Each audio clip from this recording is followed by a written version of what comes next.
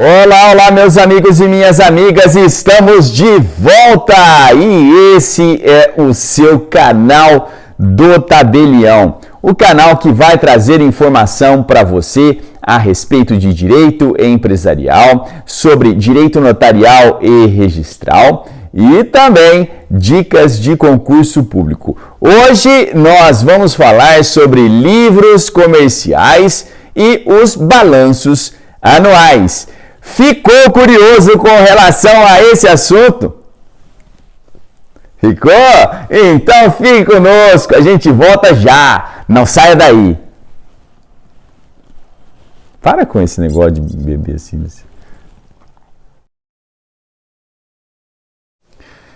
Os livros comerciais fazem parte dos 3 pilares que obrigam todo e qualquer empresário. Nós já falamos em aulas anteriores que são 3 as obrigações do empresário. A primeira é registrar-se na junta comercial antes do início de suas atividades. O segundo é promover a escrituração dos livros comerciais. E o terceiro é realizar os balanços anuais. Hoje nós vamos tratar especificamente da escrituração dos livros e dos balanços anuais. Antes de nós entrarmos propriamente no tema, objeto de nossa aula de hoje, nós deveremos falar que existe um tronco, um gênero principal, que é o livro do empresário, ou melhor, os livros do empresário, que abrangem os livros tributários, previdenciários, os trabalhistas e também os livros empresariais, os livros comerciais, que, como disse, devem ser escriturados para dar transparência às relações praticadas pelo empresário. Há quem diga que o livro comercial é como se fosse a bússola do empresário, que vai nortear as suas práticas empresariais. Conforme a escrituração vai sendo regularizada, o empresário, de posse das informações ali contidas, ele pode tomar algumas atitudes ou deixar de tomar algumas delas, inspirado nesta regular escrituração do que nós estamos dizendo, chamando de livros comerciais. Então vamos falar algumas observações importantes, porque nós temos aí livros obrigatórios, livros facultativos e nós temos também empresários que são dispensados da escrituração dos livros. Um tipo de empresário que é dispensado de realizar a escrituração dos livros estão previstos lá na Lei Complementar 123 de 2006, que trata do Estatuto da Micro e Pequena Empresa. O microempresário e o empresário de pequeno porte, bem como o microempreendedor individual, o MEI, o microempreendedor individual, a microempresa e a empresa de pequeno porte, quando são optantes do Simples Nacional, estão dispensados de realizar a escrituração dos livros comerciais. Se eles não forem optantes do Simples Nacional, eles devem apenas fazer a escrituração do livro caixa, que é uma espécie de escrituração mais simplificada, especial. Afora essa questão, nós podemos dizer que existem livros que são livros obrigatórios e livros facultativos. Os livros obrigatórios são aqueles cuja não escrituração implicam sanção ao empresário. Nós veremos mais adiante que existem sanções no âmbito civil e no âmbito penal. Já os livros facultativos são aqueles cuja não escrituração não implicam sanção ao empresário.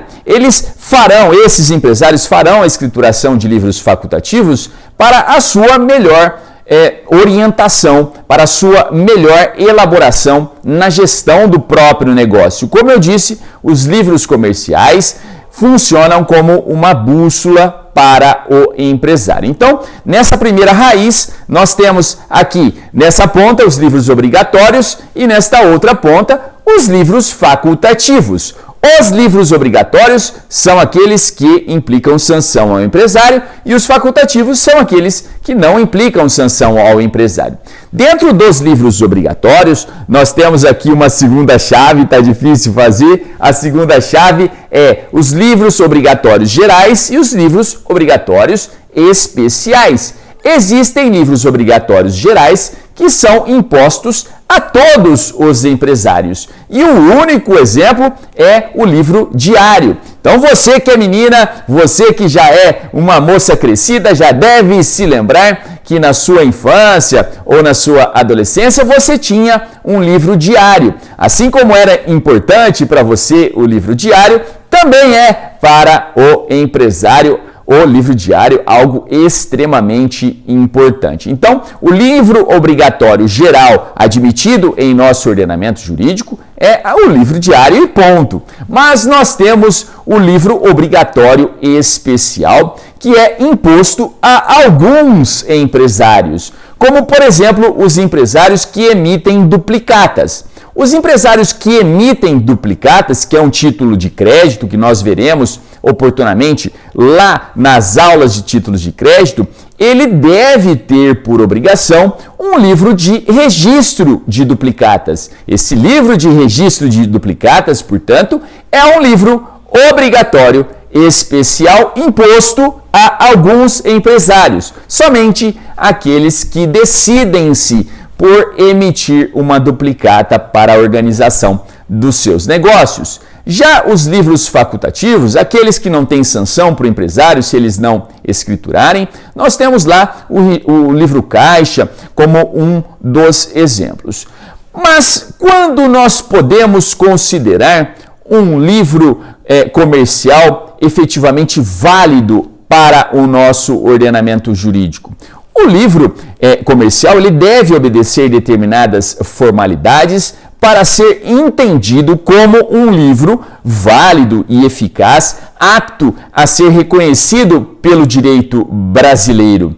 A ausência de escrituração regular do livro comercial, nos dizeres de Fábio Ulloa, é equivalente a um não livro, um livro inexistente. E aí, para que se forme um livro regular, é necessário que estejam presentes os requisitos intrínsecos e os requisitos extrínsecos do livro comercial. O requisito intrínseco, que vamos dizer de uma maneira diferente, interior do livro comercial, é a sua escrituração contábil. Existe no Código Civil um mandamento que obriga a escrituração contábil, lá prevista no 1183, mais conhecido como o artigo 1183 do Código Civil, que impõe a escrituração contábil para o livro empresarial. Então nós temos lá a utilização do vernáculo da língua portuguesa,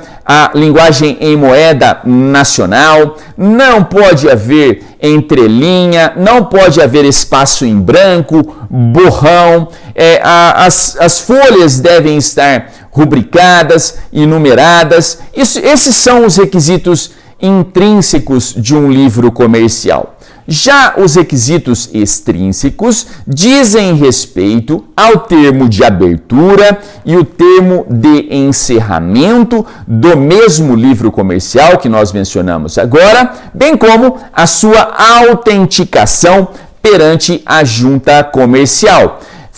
Feita a escrituração contábil junto com o termo de abertura e de encerramento desse livro comercial, envia-se esse livro à junta comercial, que vai analisar se estão presentes esses requisitos, e ela vai lá e chancela, faz uma autenticação do livro comercial. Dito isso, nós podemos dizer que, estando presentes esses requisitos e havendo autenticação da junta comercial, nós temos ali um livro válido e eficaz. Mas o que acontece se esse livro não está sendo regularmente escriturado?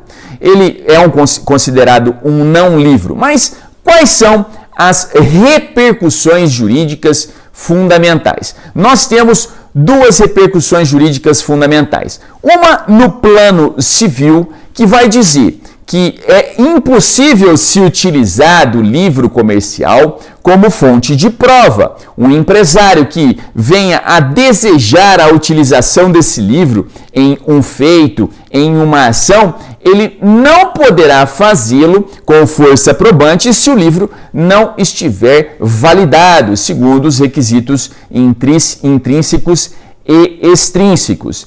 E mais, se houver alguma alegação quanto a determinada operação que deveria estar validada lá no livro comercial, com a sua regularidade validada, os fatos alegados em um litígio são tidos como verdadeiros para a parte contrária. Veja a gravidade desta informação em desfavor do empresário. É como se fosse uma pena de revelia. Nesse ponto da matéria, recomendo os senhores olharem os artigos 420 e 421 do CPC para certificarem-se do que eu estou falando. E um segundo ponto que invoca aí uma repercussão jurídica muito importante para o nosso direito empresarial é o ponto de vista penal. Existe implicação penal para o fato de que não existe quando não existe uma real escrituração do livro comercial, que é a imposição da pena prevista na Lei de Falência, a Lei 11.101 de 2005, no artigo 178, também conhecido como 178. Anote aí e dê uma olhada depois que a ausência de escrituração dos livros comerciais invoca ali a possibilidade do apenamento do empresário, do apenamento do administrador pela não escrituração dos livros comerciais. E vale dizer que o livro comercial é considerado um documento público pelo artigo 297 do Código Penal. Então as repercussões são enormes. E avançando um pouco mais e pensando numa questão litigiosa, é possível se imaginar que, eventualmente, os livros comerciais possam ser requeridos para exibição em juízo. E aqui, nesse ponto da matéria, gostaria de informá-los que existem 3 princípios fundamentais que tangem a matéria ora estudada. O primeiro deles é o princípio do sigilo, que vai dizer que, a princípio, todas as informações constantes dos livros comerciais são sigilosas. Elas, quando caem em mãos erradas, podem provocar prejuízos enormes para o empresário que teve revelado esses segredos aos seus concorrentes. Daí a importância do sigilo com relação aos livros comerciais. E desta informação, nós podemos raciocinar quanto à exibição total, exibição parcial, mas eu gostaria, antes de entrar nesse ponto, além do princípio do sigilo, dizer do princípio da fidelidade, porque os livros empresariais devem estar intimamente ligados e fidelizados com os documentos que respaldam as informações que estão incursas, presentes lá no bojo do livro comercial. E por último, é o princípio da uniformidade. As informações constantes do livro empresarial devem estar escrituradas de maneira uniforme. Então tá, dito isso, nós podemos voltar aí, Breno, para falar da exibição. Então, dito que nós temos aí 3 princípios fundamentais, o princípio do sigilo, da fidelidade e da uniformidade, posso perguntar para você como que acontece quando existe uma relação litigiosa para a exibição dos livros? Lembrando que vigora o princípio do sigilo, a regra, se necessário for, é a exibição simplesmente parcial das informações, apenas com relação ao ponto do litígio que diga respeito àquela ação determinada. Então, o juiz pode decretar de ofício a apresentação de um livro comercial com relação apenas a algum dia da gestão ou algumas semanas da gestão ou algum mês da gestão que diga respeito à lide que está sendo discutida, e o livro deve retornar para as mãos do empresário para que seja mantido em sigilo, como eu disse que é a regra.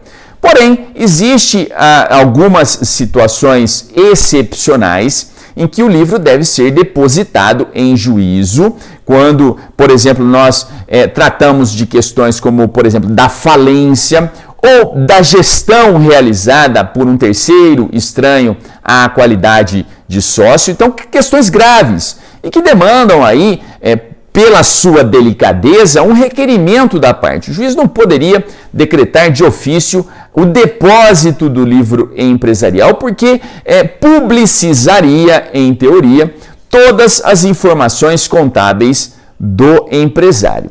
E dito isso, nós devemos aí fazer algumas observações importantes. A primeira observação importante diz respeito à existência da súmula 260 do STF, que vai nesse sentido, de dizer que o exame dos livros comerciais em ação judicial fica limitado à transação entre os litigantes. Ora, se nós temos uma súmula que impõe como regra a exibição parcial, nós devemos realmente priorizar e entender como prioritário o princípio do sigilo. E a segunda informação importante, ou observação importante, é que o princípio do sigilo, esta cautela com as informações do empresário, não afeta a figura dos fiscais de tributos. Então, lá no artigo 195 do CTN e também no artigo 33, parágrafo 1º da Lei 8212 de 91, nós temos a excepcionalidade quanto à figura de uma pessoa ter acesso às informações dos livros comerciais. Isso porque, além da transparência que pode ser exigida em determinadas situações peculiares, nos casos das sociedades anônimas que veiculam valores mobiliários em bolsa de valores, existe também a necessidade da fiscalização quanto ao recolhimento regular dos tributos. Encerramos por aqui os livros comerciais e já vamos direto falando dos balanços anuais. Os balanços anuais são dois: o balanço patrimonial e o balanço de resultado econômico. O balanço patrimonial vai apurar o ativo e o passivo da empresa. Já o balanço de resultado econômico vai dizer sobre os lucros e as perdas do empresário. Trata-se também de uma das 3 obrigações do empresário. E a sua não escrituração, a sua não realização, melhor dizendo, implica até em crime falimentar, caso a falência sobrevenha, conforme previsto lá no artigo 178 da Lei de Falência. Dito isso, é importante reforçar que, caso caia alguma questão na sua prova de concurso, na sua prova de OAB, não se esqueça dessa obrigatoriedade, mas não se esqueça principalmente que as microempresas e as empresas de pequeno porte e o microempreendedor individual, que é optante do Simples, está dispensado da apresentação, da realização dos balanços anuais. Os balanços anuais, por fim, você deve saber que eles permitem uma série de possibilidades, uma série de privilégios que, se não forem realizados, os empresários estariam obstados a realizar. Por exemplo, o acesso a crédito em linhas de crédito perante instituições financeiras, como também fica impossibilitada a realização, a participação em licitações e também de contratar com o poder público. Nós ficamos por aqui e você que está do lado de lá da tela, não deixe de estudar com bastante afinco estas duas obrigações do empresário. Na próxima aula, nós falaremos sobre estabelecimento empresarial. Não deixe de nos seguir pelas redes sociais, tanto no Instagram quanto no Facebook. Procure lá por Breno Dores. E também não deixe de se inscrever no canal do Tabelião, compartilhar os nossos vídeos e ficar pertinho conosco do direito empresarial com bastante informação, direito notarial e registral e também, por que não, sobre dicas de concurso público. É um prazer tê-los por aqui. Uma ótima semana, a gente se vê por aí. Tchau!